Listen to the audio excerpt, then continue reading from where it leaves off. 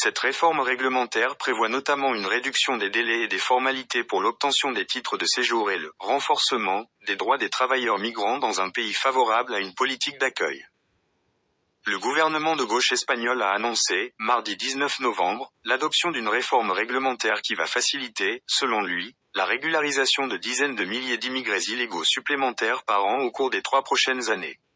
L'objectif est de renforcer et d'élargir les voies d'accès à la régularisation pour les migrants qui se trouvent en Espagne, afin qu'ils puissent mener une vie pleine en tant que citoyens, avoir des droits et des devoirs, a expliqué la ministre de l'Inclusion et des Migrations, Elma Saiz.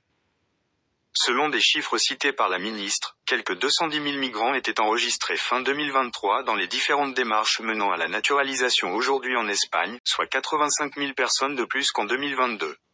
Grâce à la réforme adoptée mardi, le gouvernement estime que jusqu'à 300 000 immigrés pourraient être régularisés chaque année au cours des 3 prochaines années. Comme nous l'avons répété à plusieurs reprises, divers organismes nationaux et internationaux estiment que l'Espagne a besoin d'environ 250 000 à 300 000 travailleurs étrangers par an pour maintenir son niveau de vie, a insisté la ministre en conférence de presse. Comme l'a dit le Premier ministre Pedro Sánchez il y a quelques semaines, l'Espagne doit choisir entre être un pays ouvert et prospère ou être un pays fermé et pauvre. Et nous avons choisi la première option, a-t-elle poursuivi. Cette réforme réglementaire prévoit notamment une réduction des délais et des formalités pour l'obtention des titres de séjour, le renforcement des droits des travailleurs migrants, l'extension de 3 mois à 1 an de la durée du visa de recherche d'emploi et la création de nouveaux statuts ouvrant la voie à une régularisation. Selon la ministre Elma Saiz, quelques 2,9 millions d'étrangers cotisent déjà chaque mois à la sécurité sociale, soit 13,6% du total des affiliés, 2 points de plus qu'il y a seulement 2 ans.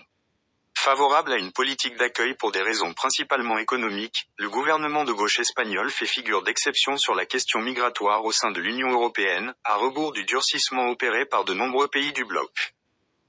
L'Espagne est l'une des 3 principales portes d'entrée de l'immigration en Europe, avec l'Italie et la Grèce.